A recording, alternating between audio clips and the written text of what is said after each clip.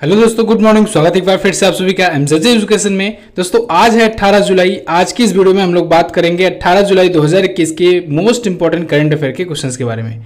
पूरी वीडियो ध्यान से देखिएगा, पूरी वीडियो डिटेल में आपको समझाई गई है। अगर वीडियो पसंद आए तो इसे लाइक और शेयर जरूर कर देना। चैनल को सब्सक्राइब कर लीजिए, बेल आइकन को प्रेस कर लीजिए डेली वीडियोज का नोटिफिकेशन पाने के लिए। इसके साथ ही दोस्तों इस वीडियो की डिटेल्स के साथ पीडीएफ फाइल और डिटेल एक्सप्लेनेशन के साथ क्विज आपको मिल जाएगी हमारे एप्लीकेशन एमजेटे ऐप पर। तो गूगल प्ले स्टोर पर जाइए, वहां से एमजेटे एजुकेशन ऐप डाउनलोड कीजिए। इसके अलावा अगर आप यूपी SSSC पीईटी एग्जाम की तैयारी कर रहे हो तो समय अब बहुत कम बचा हुआ है। 20 अगस्त को एग्जाम लगा हुआ है दोस्तों। ऐसे में आप लोग अपनी पढ़ाई के साथ साथ अपने आप को परखना भी शुरू कर दो। डेली एक मॉक टेस्ट जरूर सॉल्व किया करो। 20 मॉक टेस्ट की सीरीज लाया गया है आपके लिए, बिल्कुल आपके सिलेबस के अकॉर्डिंग है। जितने क्वेश्चन जिस सेक्शन से पूछे जाते हैं सेम वैसे यहाँ पर दिए गए हैं। एमजेटी ऐप पर जाकर के अभी अगर आप कूपन कोड यूज करते हैं UPPET 99, तब आपको ये पूरा का पूरा मॉक टेस्ट मिल जाएगा सिर्फ और सिर्फ 99 रुपए में। 20 मॉक टेस्ट, जाइए इसको जरूर लीजिए और डेली एक मॉक टेस्ट जरूर सॉल्व कीजिए। चलिए बात करते हैं लास्ट डे के क्वेश्चंस की। लास्ट डे का हमारा पहला क्वेश्चन था, किस वर्ष यम यानी प्लूटो ग्रह को ग्रहों की श्रेणी को हटाया गया? तो 2006 में इसे हटाया गया था। अगला था, एक पारसेक कितने प्रकाश वर्ष के बराबर होता है? तो ये 3.26 लाइट ईयर के बराबर होता है। यहाँ पर 3.26 कर लीजिए। 3.26 लाइट ईयर के बराबर होता है एक पारसेक। ठीक है। भूकंप के अध्ययन को सिस्मोलॉजी कहा जाता है। एशिया की सबसे लंबी नदी कौन सी है? यांगत्जी नदी है, चाइना में बहती है। ये एशिया की सबसे लंबी और दुनिया की तीसरी सबसे लंबी नदी है। क्लियर? इन सभी क्वेश्चंस के बारे में कई स्टूडेंट ने बहुत ही अच्छे से डिटेल्स के साथ आंसर किया था। जैसे मैंने आपको बताया है, आप लोग डिटेल्स के साथ आंसर करते हो तो बहुत सारे स्टूडेंट आपके कमेंट पढ़ते हैं, उनका भी फायदा होता है। इस वजह से आप लोग डिटेल में जरूर लिखा करो। चलिए बात करते हैं आज के दिन के पहले क्वेश्चन की। आज का हमारा पहला क्वेश्चन है, विश्व अंतर्राष्ट्रीय न्याय दिवस कब मनाया जाता है? तो दोस्तों world international day of justice मनाया जाता है प्रत्येक वर्ष 17 जुलाई को। 17 जुलाई को ये मनाया जाता है प्रत्येक वर्ष दुनिया भर में अंतर्राष्ट्रीय स्तर पर न्याय दिलाने के लिए। इसे दोस्तों कई और नामों से जानते हैं। इसे अंतर्राष्ट्रीय आपराधिक न्याय दिवस या अंतर्राष्ट्रीय न्याय दिवस के रूप में भी जाना जाता है। अब ये 17 जुलाई को ही क्यों मनाया जाता है? क्योंकि दोस्तों 17 जुलाई को 1998 में दुनिया के कई देश मिलकर के अंतर्राष्ट्रीय अपराध न्यायालय की व्यवस्था के लिए एक समझौता किए थे। ठीक है। और उसे रोम संविधि कहा गया। क्या कहा गया? रोम संविधि कहा गया, रोम स्टैट्यूट कहा गया। ठीक है। और इसी के तहत दुनिया भर में अंतर्राष्ट्रीय न्याय स्थापित की जाती है। ठीक है। एक संस्था भी है अंतर्राष्ट्रीय आपराधिक न्यायालय। ठीक है। इंटरनेशनल कोर्ट ऑफ जस्टिस, जो कि द हेग में है। ये बहुत बार एग्जाम में पूछा गया है। कहाँ पर है अंतर्राष्ट्रीय आपराधिक न्यायालय? कहाँ पर स्थित है? द हेग में है, नीदरलैंड में। इसके अध्यक्ष हैं जॉन डोनोग्यू। इसकी स्थापना हुई थी 1945 में। ओके। अच्छा, अब देखिए, ये तो है जुलाई मंथ का इंपॉर्टेंट डे। फिर से करते हैं हम लोग रिवीजन। आज 1 जुलाई को सबसे पहले 4 इंपॉर्टेंट डे मनाए गए। कौन कौन से? GST दिवस मनाया गया, SBI का स्थापना दिवस मनाया गया, नेशनल डॉक्टर्स डे मनाया गया और नेशनल पोस्टल वर्कर्स डे मनाया गया। 3 जुलाई को दोस्तों इस बार मनाया गया सहकारिता दिवस। ध्यान रखिएगा, इस बार फर्स्ट सैटरडे 3 जुलाई को पड़ा था। प्रत्येक वर्ष जुलाई महीने के फर्स्ट सैटरडे को मनाया जाता है सहकारिता दिवस। इसके बाद 4 जुलाई को दोस्तों अमेरिका ने अपना स्वतंत्रता दिवस मनाया। इसके बाद 11 जुलाई को दोस्तों विश्व जनसंख्या दिवस मनाया गया, world population day, most important. फिर 12 जुलाई को दोस्तों मलाला दिवस मनाया गया, विश्व मलाला दिवस, मलाला यूसुफजई की याद में। फिर इसके बाद 15 जुलाई को मैंने आपको बताया था विश्व युवा कौशल दिवस, वर्ल्ड यूथ स्किल डे, ये मनाया गया। ये भी एक इंपॉर्टेंट डे है। और अब विश्व अंतर्राष्ट्रीय न्याय दिवस। क्लियर? अच्छा, अभी जून महीने का दोस्तों जितना भी इंपॉर्टेंट डेज और थीम है, इसकी वीडियो कल ही अपलोड की गई है। आप लोग की डिमांड पर वीडियो अपलोड किए गए हैं, जाइए उसको जरूर देखिए। वीडियो रोजाना दिन में 1 से 2 या 3 तक भी अपलोड होती हैं। आप लोग सब्सक्राइब करके बेल आइकन को प्रेस करके रखा करो। वीडियो आप ही लोग के लिए अपलोड होती है। आपके लिए वीडियो बेनिफिशियल जरूर होगी अगर आप वीडियो देखोगे तो। रेगुलर फॉलो करोगे अगर चैनल, तो आपको निश्चित ही बहुत सारी चीजें मिलेंगी जो आपको कहीं पर भी नहीं मिलने वाली हैं। चलिए बात करते हैं अगले क्वेश्चन की।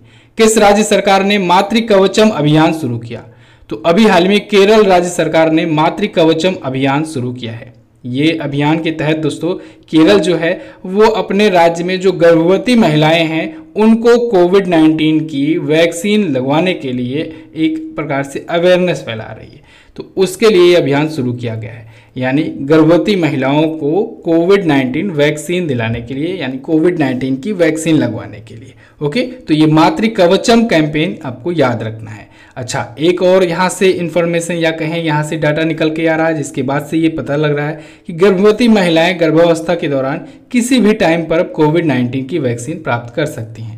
अब तक शुरुआत में डर था लोगों का, ठीक है, क्योंकि इस पर अभी परीक्षण हुआ नहीं था कि क्या गर्भवती महिलाएं लगा सकती हैं या कोई जो ब्लड प्रेशर की मरीज हैं या कोई बड़ी बीमारियों के जो मरीज हैं, क्या उनको भी वैक्सीन लगाया जा सकता है क्या। तो धीरे धीरे ये सभी ट्रायल किया जा रहा है और इसके भी रिजल्ट सामने आ रहे हैं, ठीक है, कि क्या कोई लंबी बीमारी वाला भी कोविड-19 वैक्सीन ले सकता है कि नहीं।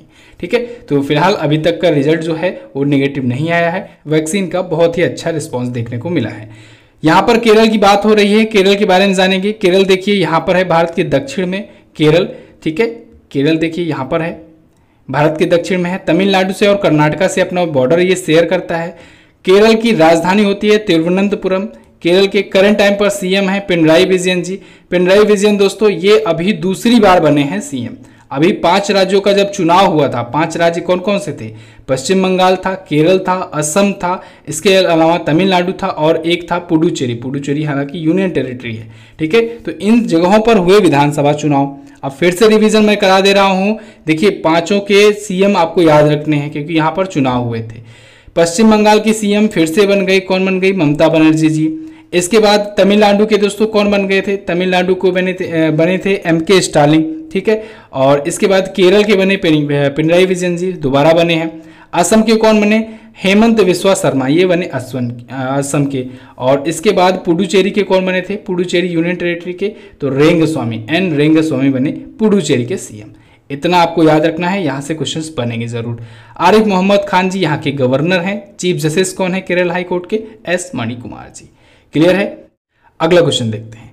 हाल ही में किसने किसानों के लिए किसान सारथी नामक डिजिटल प्लेटफॉर्म लॉन्च किया।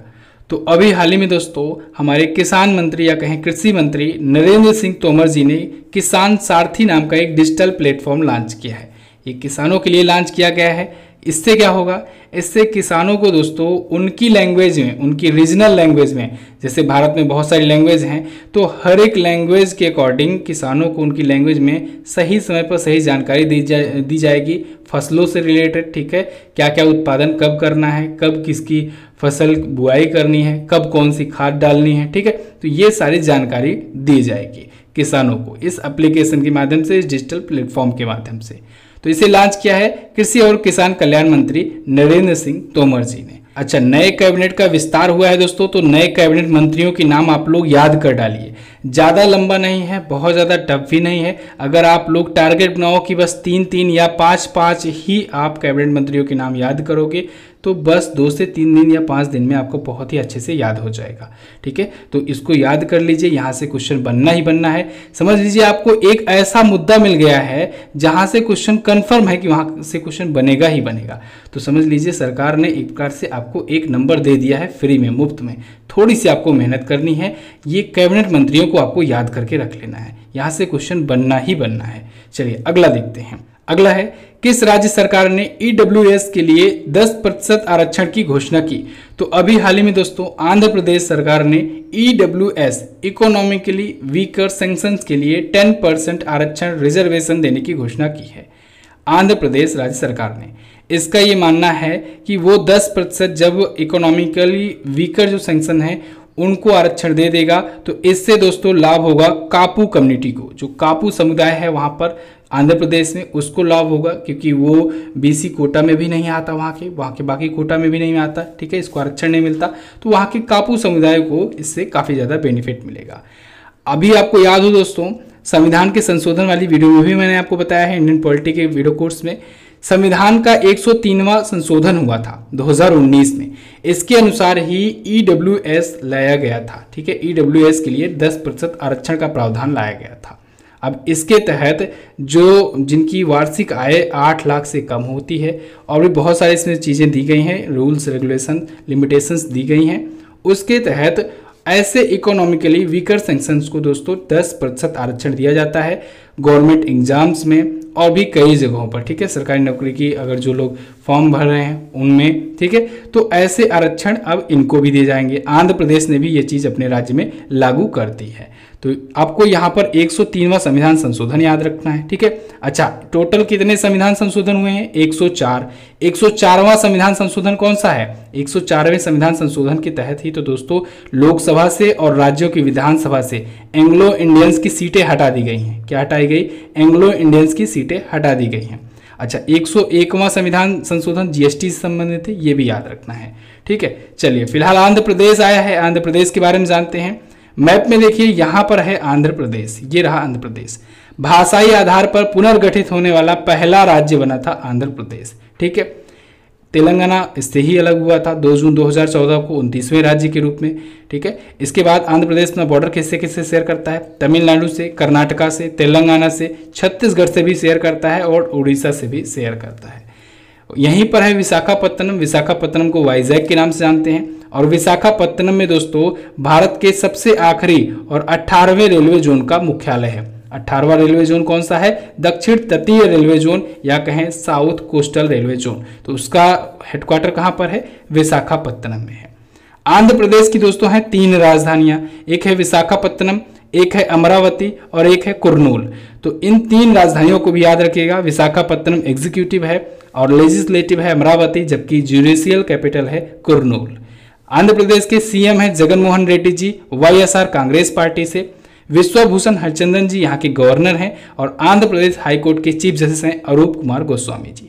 अच्छा, आंध्र प्रदेश का हाईकोर्ट जो है ये भी भारत का आखिरी हाईकोर्ट है, 25वां हाईकोर्ट है, ठीक है। तो भारत में टोटल है 25 हाईकोर्ट और रेलवे जोन से 18वां जब लास्ट रेलवे जोन हुए तो कितना रेलवे जोन हुआ? 18 रेलवे जोन हुआ, ठीक है। तो ये सब चीजें आपको याद रखनी है। चलिए, यहाँ पर जिलों की संख्या की बात करें तो यह है 13। विधानसभा सीटों की संख्या 175, लोकसभा में सीटें हैं 25 और राज्यसभा में यहां से सीटें जाती हैं 11, ठीक है। यहां पर विधान परिषद भी थी लेकिन विधान परिषद फिलहाल के लिए हटा दी गई है। चलिए अगला देखते हैं। भारत की पहली पॉड टैक्सी कहां से कहां तक चलाई जाएगी? तो इंडिया की पहली पॉड टैक्सी दोस्तों ये चलाई जाएगी नोएडा एयरपोर्ट से नोएडा फिल्म सिटी के बीच में। नोएडा एयरपोर्ट, जिसे जेवर एयरपोर्ट के नाम से भी जाना जाता है, अभी हाल ही में नोएडा इंटरनेशनल एयरपोर्ट इसका नाम चेंज करके कर दिया गया था। अब इसके और नोएडा फिल्म सिटी तो आपको याद ही होगा, 1000 एकड़ में बन रही है, भारत की सबसे बड़ी फिल्म सिटी योगी आदित्यनाथ जी बनवा रहे हैं। तो वहां से यहाँ के बीच में चलेगी एक पॉड टैक्सी। पॉड टैक्सी क्या होगी? ये बेसिकली एक ऑटोमेटिक ड्राइव एक टैक्सी होगी, ठीक है, स्वचालित होगी, चालक रहित होगी ये, और ये भारत की पहली ऐसी पॉड टैक्सी सर्विस होगी। तो इसको बनाया है Indian port rail and ropeway corporation limited के द्वारा। इसको बनाने में टोटल खर्च आएगा 862 करोड़ रुपए का। 14 किलोमीटर की दूरी ये तय किया करेगा, ठीक है। अच्छा, नोएडा में ये फिल्म सिटी आप लोग को याद रखना है, इंपॉर्टेंट है। अगला देखते हैं। अगला है, किस पुलित्जर पुरस्कार विजेता भारतीय फोटो पत्रकार की अफगानिस्तान में हत्या कर दी गई? तो दोस्तों अभी हाल ही में दानिश सिद्दीकी नाम के एक पत्रकार थे, इनकी हत्या कर दी गई है। ये भारतीय पत्रकार थे, ठीक है। ये एक राइटर्स नाम की एक संस्था है, न्यूज एजेंसी है राइटर्स, उसी में काम किया करते थे। तो उसी की तरफ से ये रिपोर्टिंग किया करते थे। तो अफगानिस्तान में ये कवर करने गए थे। अफगानिस्तान में एक्चुअली में दोस्तों वहाँ पर तालिबान और अफगानिस्तानियों के बीच में काफ़ी संघर्ष चल रहा है। तो उसी के दौरान वहाँ पर तालिबानियों के द्वारा इनकी हत्या कर दी गई है। इन्हें पुलित्जर पुरस्कार मिल चुका है 2018 में। पुलित्जर पुरस्कार दोस्तों ये पत्रकारिता के क्षेत्र का सबसे बड़ा अवार्ड होता है, इसको आपको याद रखना चाहिए। तो 2018 में दानिश सिद्दीकी और इनके अलावा 6 और लोगों को मिला था पुलित्जर पुरस्कार। तो अभी हाल ही में इनकी हत्या कर दी गई है। अगला, AFC महिला क्लब चैंपियनशिप 2020-21 में भारत का प्रतिनिधित्व कौन करेगा? तो इंडिया को रिप्रेजेंट करेगा दोस्तों Gokulam Kerala FC, Gokulam Kerala football club. AFC महिला क्लब चैंपियनशिप 2020-21 एक्चुअली में ये हुआ ही नहीं। इसमें अखिल भारतीय जो फुटबॉल महासंघ है, ऑल इंडिया फुटबॉल फेडरेशन जो है, इसके द्वारा दोस्तों चैंपियन नामित कर दिया गया, घोषित कर दिया गया। इस बार क्योंकि आयोजन नहीं हुआ, तो इसमें गोकुलम केरल FC को नामित कर दिया गया है विजेता। और इसमें फाइनलिस्ट कौन था इसके खिलाफ? क्रिप्सा FC को हरा करके इस प्रकार से ये जीत गई है और ये केरल की पहली टीम बन गई है ये राष्ट्रीय खिताब जीतने वाली। फुटबॉल से संबंधित ये ट्रॉफी होती है। ठीक है, तो इस बार इसका चौथा संस्करण था जो कि आयोजित नहीं किया गया। पिछली बार वाला अगर बात करें तो पिछला आयोजन दोस्तों बेंगलुरु में हुआ था 2019-20 का। ठीक है, भारतीय महिला लीग। तो ऑल इंडिया फुटबॉल फेडरेशन के द्वारा गोकुलम केरल एफसी की टीम को चैंपियन नामित कर दिया गया है।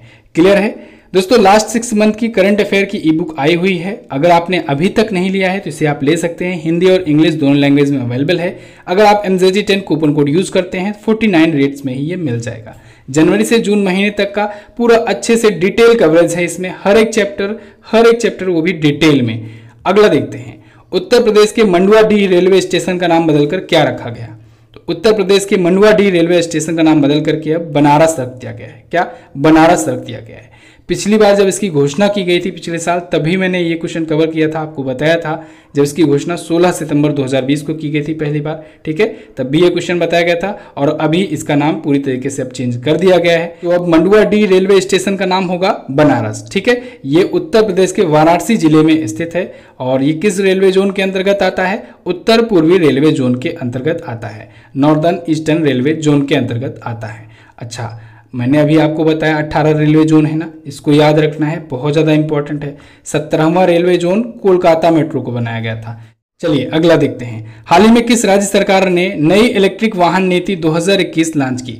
तो अभी हाल ही में महाराष्ट्र राज्य सरकार ने दोस्तों new electric vehicles policy 2021 launch की है। इसके तहत इसने कुछ टारगेट्स डिसाइड किए हैं।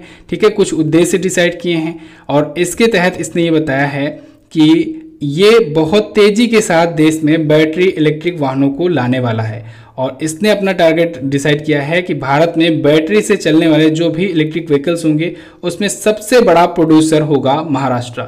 ठीक है, कब तक होगा? 2025 तक। 2025 तक इन्होंने अपना लक्ष्य निर्धारित किया है। टोटल जितना भी इलेक्ट्रिक व्हीकल्स का प्रोडक्शन होता है भारत भर में, उसमें अकेले 10% से ज़्यादा प्रोडक्शन करेगा महाराष्ट्र। ठीक है, एक्चुअली में महाराष्ट्र ने अपनी नीतियों में संशोधन किया है। इसने 2018 में इससे पहले लाया था ऐसा ही कुछ पॉलिसी इलेक्ट्रिक व्हीकल्स के लिए, उसी में ये अब एक बार फिर से संशोधन किया है 2018 की नीतियों में। ठीक है, महाराष्ट्र आया है, महाराष्ट्र के बारे में जानिए। महाराष्ट्र देखिए मैप में ये रहा महाराष्ट्र। महाराष्ट्र की राजधानी होती है मुंबई। देखिए अपना बॉर्डर किससे किससे शेयर करता है, तो ये अपना बॉर्डर दोस्तों गुजरात से शेयर करता है। गुजरात से तो अलग ही हुआ था 1 मई 1960 को। ठीक है, मध्य प्रदेश से शेयर करता है, छत्तीसगढ़, तेलंगाना, कर्नाटका और गोवा से अपना बॉर्डर शेयर करता है महाराष्ट्र। महाराष्ट्र में ही है दोस्तों लोनार झील, और लोनार झील अभी चर्चे में आई थी जब ये पिछले साल इसका पानी गुलाबी कलर का हो गया था। ठीक है, गुलाबी कलर का हो गया था लोनार झील का। लोनार झील दोस्तों ऐसा माना जाता है कि उल्का पिंड के गिरने से ये बनी थी। ठीक है, चलिए उद्धव ठाकरे जी शिवसेना पार्टी से यहाँ के चीफ मिनिस्टर हैं और भगत सिंह कोश्यारी जी यहाँ के गवर्नर हैं। यहाँ के हाईकोर्ट के चीफ जस्टिस कौन हैं? वो हैं दीपांकर दत्ता जी। अच्छा, मुंबई यहाँ की राजधानी होती है समर, लेकिन क्या आपको पता है विंटर कैपिटल नागपुर को बनाया गया है महाराष्ट्र का? ये भी ध्यान रखिएगा, बहुत सारे लोगों को नहीं पता होगा। यहाँ पर जिलों की टोटल संख्या है 36 और यहाँ पर 288 विधानसभा की सीटें हैं। भारत में दूसरा सबसे बड़ा राज्य है ये। ठीक है, विधानसभा सीटों के मामले में। इसके अलावा लोकसभा की सीटों की संख्या है 48 और राज्यसभा में सीटें जाती हैं यहाँ पर 19। अगला देखते हैं, किस देश के पूर्व राष्ट्रपति ममनून हुसैन का निधन हो गया? तो अभी हाल ही में पाकिस्तान के पूर्व प्रेसिडेंट ममनून हुसैन का निधन हो गया है। ममनून हुसैन दोस्तों ये 2013 से 2018 के बीच में पाकिस्तान के 12वें प्रेसिडेंट के रूप में काम कर चुके हैं। तो इनका अभी हाल ही में निधन हो गया है। अच्छा, इनका जन्म दोस्तों हुआ था आगरा में, इंडिया के आगरा में हुआ था 1940 में इनका जन्म। लेकिन पाकिस्तान में जब भारत पाकिस्तान का बंटवारा हुआ तो ये 1947 से ये पाकिस्तान चले गए थे। ठीक है, और तब से वहीं पर रहे और आगे चल करके वहाँ के प्रेसिडेंट भी बने पाकिस्तान के। तो अभी हाल ही में इनका निधन हो गया है। पाकिस्तान के बारे में बेसिक जानकारी तो आपको पता ही है। राजधानी इस्लामाबाद, प्रेसिडेंट आरिफ अलवी, प्रधानमंत्री इमरान खान और करेंसी है यहाँ की पाकिस्तानी रुपया। यहाँ की संसद का नाम होता है नेशनल असेंबली। क्लियर है?